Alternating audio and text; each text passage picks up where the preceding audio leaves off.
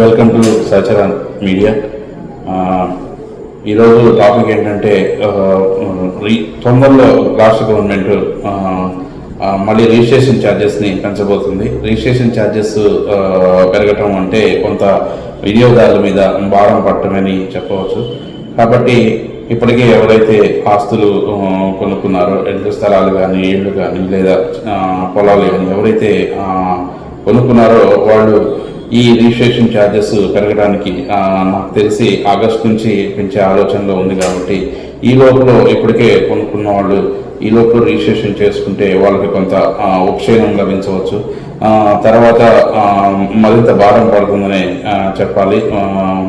ఉదాహరణకు ఈరోజు ఒక స్థలం తీసుకున్నారనుకోండి, లేదా ఒక పొలం తీసుకున్నారనుకోండి, 1 ఎకరం పొలం వచ్చేసి దాని రిజిస్ట్రేషన్ వాల్యూ 1 లక్ష రూపాయలే ఉంది అనుకోండి. దాని మీద 7.6% మనము ఈరోజు స్టాంప్ డ్యూటీ కట్టుకుంటున్నాము. సో అదే ఇప్పుడు రిజిస్ట్రేషన్ ఛార్జెస్ పెరిగిన తర్వాత అంటే ల్యాండ్ వాల్యూని పెంచాలనే ఆలోచనలో గవర్నమెంట్ ఉంది. కాబట్టి ల్యాండ్ వాల్యూని పెంచితే ఆటోమేటిక్గా ఈరోజు 1 లక్ష రూపాయలు ఉన్న ఎకరము రేపు 4 లక్షలు గవర్నమెంట్ వాల్యూ చేయొచ్చు. చెప్పలేము, అది డిపెండ్స్ ఆన్ ఏరియాని బట్టి, ఆ యొక్క అభివృద్ధిని బట్టి, ఆ ప్రాంత అభివృద్ధిని బట్టి గవర్నమెంట్ నిర్ణయిస్తుంది. కాబట్టి ఎంత పెరుగుతుంది అనేది మనం కరెక్ట్గా చెప్పలేము. కాబట్టి ఇప్పటికే ఎవరైతే ఆస్తులు ఇవన్నీ కొనుక్కొని ఉన్నారో వాళ్ళు ఈ పెరిగేలోపు రిజిస్ట్రేషన్ చేసుకుంటే వాళ్ళకు కొంత భారం తగ్గే అవకాశం ఉంది ఖచ్చితంగా.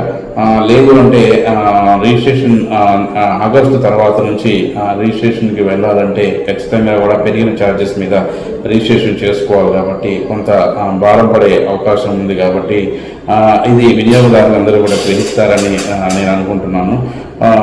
ఈ వీడియో చేయడానికి ముఖ్య ఉద్దేశం కూడా అదే. ఎందుకంటే ఎంతో కొంత మనం కొంత అవేర్ చేసిన వాళ్ళం అవుతాము అనే ఉద్దేశంతోనే ఈ వీడియో చేయటం జరుగుతుంది. కాబట్టి ఫ్రెండ్స్, ఎవరికైనా ఇప్పటికే ఆస్తులు కొనుగోలు చేసి ఉంటే ఖచ్చితంగా మీరు రిజిస్ట్రేషన్ ఛార్జెస్ పెరిగే లోపల, ల్యాండ్ వాల్యూ పెరిగే లోపల రిజిస్ట్రేషన్ చేసుకుంటే ఖచ్చితంగా మీకు ఇది ఒక విధంగా కొంత లాభం చేకూరే అవకాశం ఉంది. కాబట్టి ఇది ఒక మంచి అవకాశంగా సద్వినియోగం చేసుకోవాలి అనేది నా అభిప్రాయము. దీనిపైన మీకు కామెంట్స్ ఏదైనా పెట్టాలనుకుంటే కింద బ్లాక్లో కామెంట్స్ పెట్టండి. ఈ వీడియో మీకు నచ్చినట్లయితే లైక్ చేయండి, షేర్ చేయండి.